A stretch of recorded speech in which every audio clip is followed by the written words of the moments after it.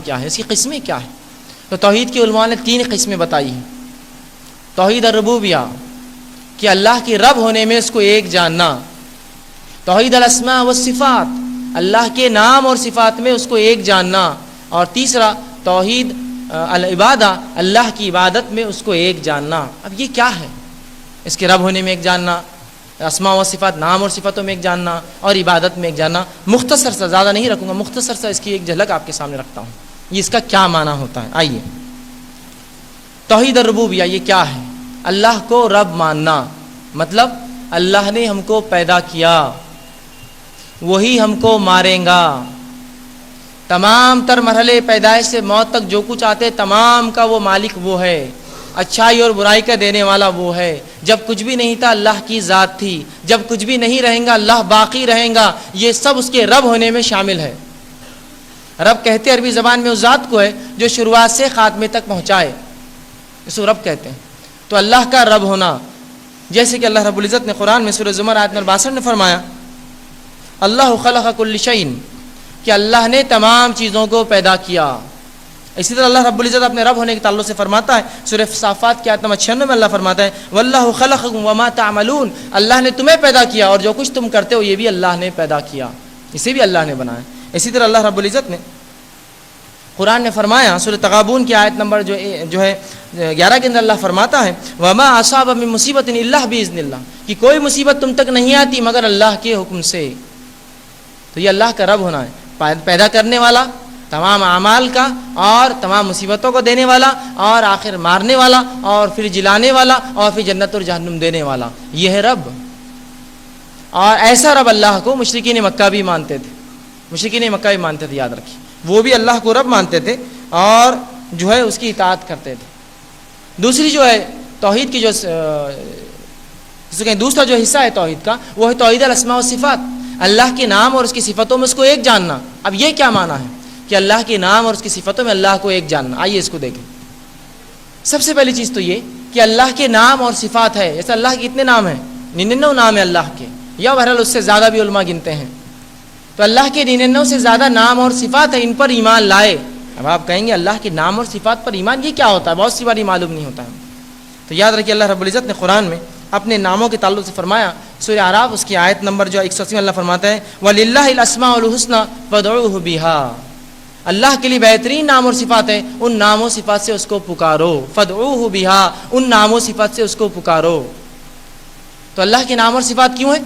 تاکہ وہ نام اور صفات سے ہم اللہ کو پکاریں، اس سے دعائیں کریں، التجائیں کریں، ہے نا۔ جس طرح سے اگر کسی کو مدد چاہیے تو اللہ کی ایک صفت لے، اگر وہ وسعت چاہتا ہے اللہ کی صفت یا واسع سے پکارے، اور جو اللہ رب العزت سے رحم چاہتا ہے یا رحمان اور رحیم کی صفت سے پکارے، اللہ رب العزت سے مغفرت چاہتا ہے یا غفور کی صفت سے، توبہ کرنا چاہتا ہے یا تواب کی صفت سے، زندگی چاہتا ہے الحی کی صفت سے پکارے، اور اپنے آپ کو یا رزق کشادگی چاہتا ہے یا رزاق کی صفت سے پکارے اس کو۔ یہی اس لیے فدعوہ بہا، پکارو اس کے نام اور صفات سے اس کو، یہ اسی کے لیے دیے گئے۔ تو اللہ کے نام اور صفات ہیں، ان نام و صفات سے اس کو پکارنا چاہیے ہمیں، ٹھیک ہے۔ اسی طرح جو ہے اللہ کے نام و صفات کے تعلق سے چند باتیں جان لیں کہ اللہ کو ہم نئے نام نہ دیں، اللہ کو انہی ناموں سے پکارے جن ناموں سے اللہ نے خود کو کتاب میں اور رسول اللہ صلی اللہ علیہ وسلم نے پکارا ہو۔ اپنے من مانے ناموں سے اللہ کو نہ پکارے، یاد رکھیں۔ تو اللہ کو انہی ناموں سے پکارے جو اللہ کی کتاب یا اس کے رسول نے بتائے، اور اپنے من مانے نام نہ دے۔ دوسرا، اللہ کی صفات جو ہے وہ مخلوق کو نہ دے، اور مخلوق کی صفات اللہ کو نہ دے۔ اب آپ کہیں گے اللہ کی نام و صفات مخلوق کو نہ دے، تو بہت سے لوگوں کے نام تو ہم میں جو ہے ہوتے ہیں اللہ کے ناموں پر، تو اگر مخلوق کو نام دیے جاتے ہیں اس کے آگے عبد اگر آدمی ہے تو، مرد ہے تو، اور امت اگر عورت ہے تو، عبداللہ امت اللہ، عبد الرحمن امت الرحمن، اس طرح سے کریں۔ تو اللہ کے نام و صفات ہے اور اس کو نئے نام و صفات نہ دے، اس کے نام و صفات مخلوق کو نہ دے، مخلوق کے نام و صفات اللہ کو نہ دے۔ آپ کہیں گے مخلوق کے نام و صفات اللہ کو نہ دے، یہ کیا ہوا؟ جیسا کچھ لوگوں نے کہا اللہ سوتا ہے، کہ اللہ سوتا ہے؟ نہیں، اللہ تو اونگ بھی نہیں لیتا ہے، تو سونا تو دور کی بات ہے، سونے سے پہلے آدمی اونگتا ہے، تو اللہ نے کہا وہ اونگتا بھی نہیں۔ بہرحال تو یہ اللہ کے نام و صفات کے تعلق سے۔ اور تیسرا اور سب سے اہم حصہ جو توحید کا ہے وہ توحید العبادہ ہے۔ یہ جو دو حصے پہلے میں نے آپ کے سامنے مرحلے بتائے، ان دونوں کو مشرکین مکہ بھی مانتے تھے، یاد رکھیے۔ وہ کیسے؟ وہ اللہ کو رب مانتے تھے، دوسرا وہ اللہ کی نام و صفت پر بھی عمل کرتے۔ اسی لیے رسول اللہ صلی اللہ علیہ وسلم کے والد کا نام کیا تھا؟ عبداللہ وہ جانتے تھے اللہ کسی کا نام نہیں ہو سکتا ہے، عبداللہ ہو سکتا ہے نا، عبداللہ ہو سکتا ہے، اس لیے عبداللہ کہتے تھے، عبد الرحمن، اس طرح سے تو وہی جانتے تھے۔ اصل ان کا جو شرک تھا، اصل کمزوری تھی وہ اسی میں تھی، توحید العبادہ، عبادت میں وہ اللہ کے سوا دوسروں کو بھی شریک کرتے تھے، یہی اصل تھا ان کا، جس سے وہ قیامت تک کے لیے مشرکین کہلائے، قیامت تک کے لیے اسی عمل کی وجہ سے جو ہے وہ مشرکین کہلائے، حالانکہ وہ بھی اللہ کو رب مانتے تھے۔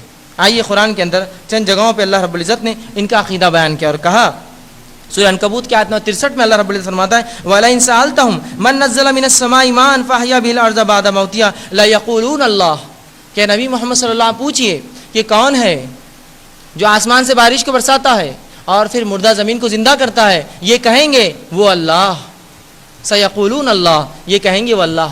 تو مطلب مشرکین مکہ یہ بات جانتے تھے کہ وہ اللہ ہے جو آسمان سے بارش برساتا ہے، وہ اللہ جو آسمان سے بارش برساتا ہے، مردہ زمین کو زندہ کرتا ہے، تمام کو پیدا کرنے والا ہے، یہ سب ان کے عقیدے تھے، یاد رکھیے۔ لیکن اصل شرک جہاں تھا وہ شرک تھا اللہ کے عبادت کے اندر، کہ اللہ کے علاوہ بھی عبادت کرتے، اور آئیے اللہ کے علاوہ جن چیزوں کی عبادت کرتے کیوں کرتے یہ بھی جان لے آپ۔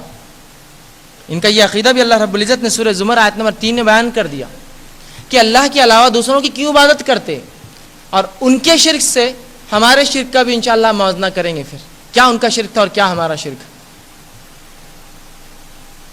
تو آئیے واقعہ سنیے، اللہ رب العزت قرآن میں سورہ زمر کی آیت نمبر 3 میں فرماتا ہے الا للہ دین الخالص، خبردار ہو جاؤ دین اللہ کے لیے خالص ہے، یا اللہ کے لیے دین کو خالص کر دو، مطلب اپنی نیتوں کو خالص کر لو اللہ کے لیے۔ آگے اللہ رب العزت فرمایا والذین اتخذوا من دونہ اولیاء ما نعبدہم، اور جنہوں نے اللہ کے علاوہ دوسروں کا اپنا ولی، مددگار، حاجت روا، مشکل کشا، دستگیر بنا لیا ہے، من دون اللہ اولیاء، جنہوں نے اللہ کے سوا یہ تمام چیزیں دوسروں کو دی ہیں۔ اللہ رب العزت فرماتا ہے ما نعبدہم، جب ان سے پوچھا جاتا ہے کہ اللہ کو چھوڑ کر دوسروں کو کیوں یہ سب چیزوں کے لیے پکارتے ہو، تو وہ کہتے ہیں ما نعبدہم، ہم ان کی عبادت نہیں کرتے الا لیقربونا الی اللہ زلفا، ہم جو جھکتے ہیں اور جو ان کے سامنے منتیں اور مرادیں کرتے ہیں، یہ نظر نیاز رکھتے ہیں، یہ صرف اس لیے کرتے ہیں ما نعبدہم الا لیقربونا الی اللہ زلفا، یہ اللہ سے ہمیں صرف نزدیک کر دے۔ یہی تو شرک تھا مشرکین مکہ کا، اللہ کو رب مانتے یا سب سے اوپر افضل اللہ کو مانتے، چھوٹے چھوٹے کیوں، تو کہتے یہ تو عبادت نہیں کرتے، ان کو راضی اور خوش کرتے ہیں تاکہ اللہ تک پہنچا دے۔ یہاں تو صرف بیچ میں رکھنے کی وجہ سے یہ قیامت تک کے لیے مشرک کہلائے، اور مسلمان تو یہ عقیدہ رکھتا ہے اللہ کو چھوڑ کے دوسرے بھی دیتے ہیں، یہ تو اپنے شرک میں ان سے بھی گیا گزرا ہے، اور پھر توحید پرست اپنے آپ کو، پھر مسلمان اپنے آپ کو، اور پھر اپنے آپ کو جنت کا مستحق سمجھتا ہے۔ اگر گناہ ایک تو سزا ایک اس شریعت کے اندر، ایک گناہ کے لیے دو سزائیں نہیں ہو سکتی ہیں۔ تو گناہ ان کا وہ تھا کہ بیچ میں بنا لیے تھے اولیاء، یہ سوچتے تھے کہ ان کے ذریعے اللہ تک ہم پہنچ سکتے ہیں، اور کہتے بھی تھے ما نعبدہم، عبادت نہیں کرتے ان کے الا لیقربونا الی اللہ زلفا، یہ جو کچھ ہم کر رہے ہیں صرف اللہ سے نزدیکی کے لیے ہو رہا ہے۔ آج کا مسلمان بھی کیا کرتا ہے اپنے شرک میں، اپنے عقیدے میں، یہی تو عقیدہ ہے، ہم ان کو نہیں کچھ پوچھتے، ان کے ذریعے اللہ تک پہنچتے ہیں، یہی تو شرک تھا مشرکین کا۔ پھر وہ مشرک کہلائے اس عمل پر اور ہم مومن کہلائے وہی عمل کر کے، کیسے ہو سکتا ہے؟ ایک کام پر دو لیبل کیسے ایک ہی دیا جائے گا؟ غلط تو غلط اور صحیح تو صحیح۔ کیا اسلام میں آنے کے بعد یہ سب چیزیں جائز ہوگی ہمارے لیے؟ نہیں، جائز نہیں ہوتی، یاد رکھیے جائز نہیں ہوتی۔ تو یہاں جو ہے ان کا شرک اسی قسم کا تھا کہ عبادت میں شرک کرتے، اور یہی شرک کی وجہ سے یہ مشرک کہلائے، اور یہ اللہ کے علاوہ جو دوسروں کو پوچھتے وہ صرف اس لیے کہ وہ اللہ سے انہیں کیا کر دیں، نزدیکی دلا دیں، نزدیکی دلا دیں۔ آج مسلمان سے بھی کہا جاتا ہے کہ اولاد ہے تو کس اللہ سے مانگو، تو کہتے ہیں اللہ سے ہی مانگتے ہیں، لیکن کسی کے ذریعے سے، تو اللہ سیدھے نہیں سنتا۔ سبحان اللہ، اگر رب سیدھے نہیں سنتا تو پھر کون سیدھے سنتا ہے؟ جس رب کے تعلق سے تم خود کہتے ہو کہ میرے دل کے خیالات وہ جانتا ہے، برے خیال پر اس سے توبہ کرتے ہو، تو وہ رب جب دل کے خیالات جانتا ہے تو کیا تیری دعائیں سیدھے نہیں سنتا؟ جو خیالات کو جانتا ہے تیرے، کیا چاہیے تجھے اس کو معلوم ہے تجھ سے پہلے؟ یہی تو شرک تھا ان کا، وہ کہتے نہیں اللہ سیدھے نہیں سنتا، بیچ میں مرحلے چاہیے، ذریعے چاہیے، اسی شرک کی وجہ سے قیامت تک مشرک کہلائے۔